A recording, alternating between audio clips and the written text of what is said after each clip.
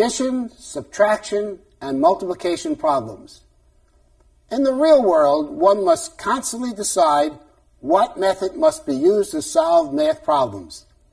In the 7 steps to problem solving, the first 2 steps are: Step 1, understand the problem. Read the problem carefully several times to make sure you know what the problem is about. Step 2, think about the solution. Determine how the problem should be solved. You need to understand the problem and figure a way to obtain the solution. Let's take a look at this problem. At this construction site, there are 15 pallets of bricks. We want to find out how many bricks do these 15 pallets contain. There are 4 bricks in this row. There are 12 bricks in this row. There are 11 bricks in this row. And there are 4 bricks missing in the center at 2 places. How many bricks do these 15 pallets contain? Let's do the math. And there's 4 bricks missing in the center here and also over here. And the reason for that is they use a forklift and they put the forks inside this pallet so they can lift this pallet of bricks. So there's 4 bricks missing here, and it goes 4 bricks deep. It's 4 times 4, and that equals 16.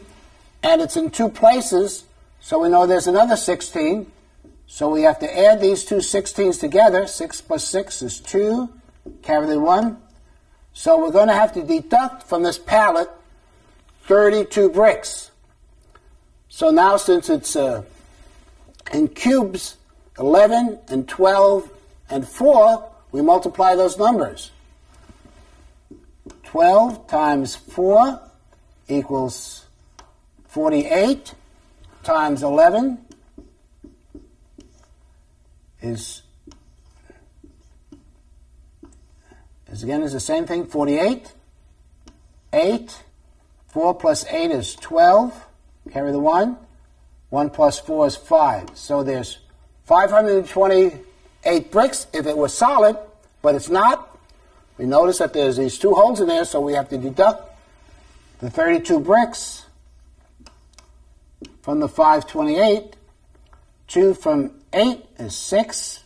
We can't take 3 from 2, so we have to borrow. 3 from 12 is 9. 4. So there's 496 bricks in 1 pallet. But the question is, how many bricks are there in 15 pallets? So we have to multiply 496 times 15. 5 times 6 is 30. Carry 3. 5 times 9 is 45. Plus 3 is 48. 5 times 4 is 20. Plus 4 is 24. And 1 times 496 is the same amount. Let's add these 2. 0. 8 plus 6 is 14. 4, 5, 14. Carry the 1. 3, 4 is 7. So in those 15 pallets of bricks, there are 7,440 bricks. Let's look at one more practical problem. This is a boat riding along the Riverwalk in San Antonio, Texas. If this riverboat has 31 passengers on it, and 19 passengers were charged $5.25, 5 children were charged $1, and 7 senior passengers were charged $3.65, how much money was collected for all the passengers? Let's do the math. 19 passengers were charged $5.25. So you got to multiply that by 19. 9 times 5 is 45. 9 times 2 is 18, plus 4 is 22. 9 times 5 is 45, plus 2 is 47. And then 1 times 525 is 5, 2, 5. 5. 2 plus 5 is 7. 7 plus 2 is 9. 4 plus 5 is 9. So for these 19 passengers, the boat brought in $99.75. For the children, that's $5. So we'll add $5 to this.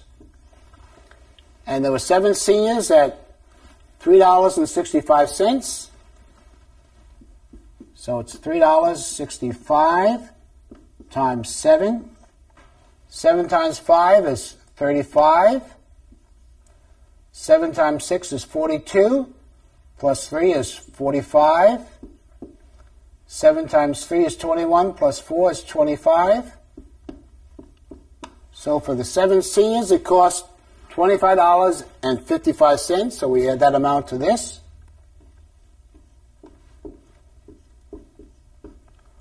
Let's add these numbers together. 5 plus 5 is 10. 8 and 5 is 13. 10 plus 10 is 20. 11 plus 2 is 13. So that boat filled with 19 passengers paying $5.25, 5 children at $1, and 7 seniors at $3.65.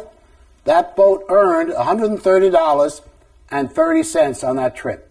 Finish the practical problems on these pages, and then do the multiplying review, and then do the final exam. And don't forget, follow those 7 steps to problem solving. And I'll be looking forward to seeing you in the book division.